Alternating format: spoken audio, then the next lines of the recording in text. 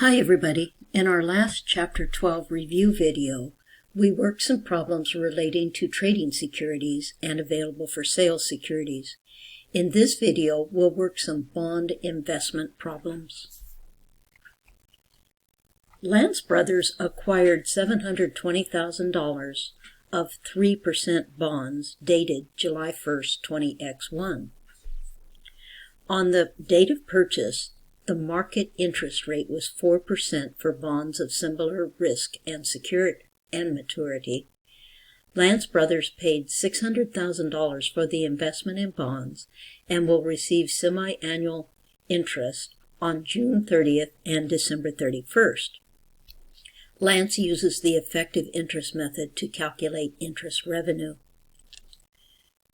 Prepare the journal entry to record Lance Brothers' investment in bonds on July 1st, X1.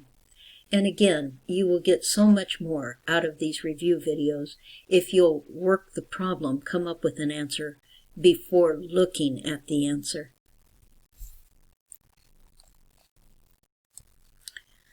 So record investment of bonds at face value or par value $720,000 debit. Credit cash for the $600,000 spent, and credit discount on bond investment $120,000, and that number is simply to balance.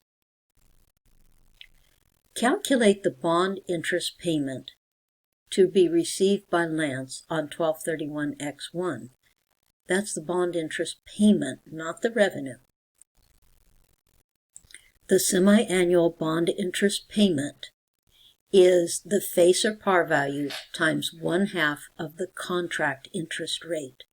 The contract interest rate in this problem is 3%. So $720,000 times 1.5%, which is half of 3%, equals $10,800.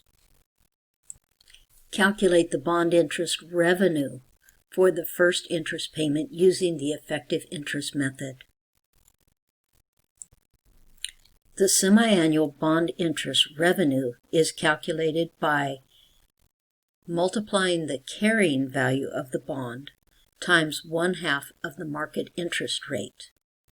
The carrying value is the face or par value of the bond minus unamortized discount or plus an unamortized premium.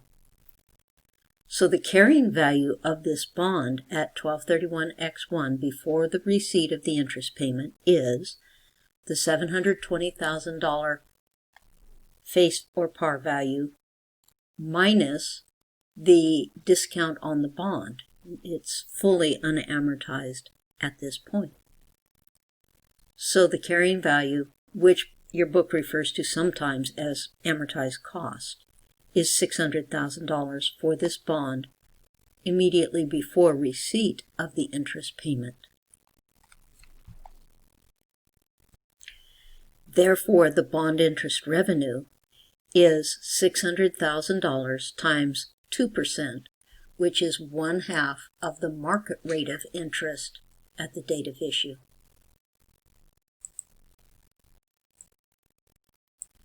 So bond interest revenue is $12,000. Prepare the journal entry to record receipt of the bond interest at 12/31/X1. Debit cash $10,800, credit interest revenue $12,000, and debit discount on bond investment $1,200, and that is the number necessary to balance the journal entry. Calculate the unamortized discount on the bond investment on June 30th, 20X2 prior to the receipt of the second bond interest payment. I'm fond of T accounts, so I calculated this answer in the form of a T account. You can calculate, you don't have to use a T account to answer the question. The original credit to the account at the date of purchase was $120,000. And that came from the original journal entry to record the purchase of the bond. credit discount on bond investment, $120,000. We debited the account $1,200 when we recorded receipt of the bond interest payment at December 31st X1, leaves a credit balance in the account of $118,800, and that is referred to as the unamortized discount on bond investment. Calculate the carrying value of the bonds at June 30th X2 prior to receipt of the second bond interest payment. The face value or the par value of the bonds is $720,000 minus the unamortized discount on the bond investment of $118,800 equals a carrying value or amortized cost at June 30th X2 prior to receipt of the second payment of $601,200. Calculate the bond interest revenue for the second interest payment using the effective interest method. The carrying value of $601,200 times 1/2 of the market rate, 2%, equals $12,024 bond interest revenue. Of course, the payment amount will remain the same. That would be the par times half of the contract interest rate. That never changes. Well, that's all I wanted to show you about bonds and investment in bonds and calculating effective interest income on a bond.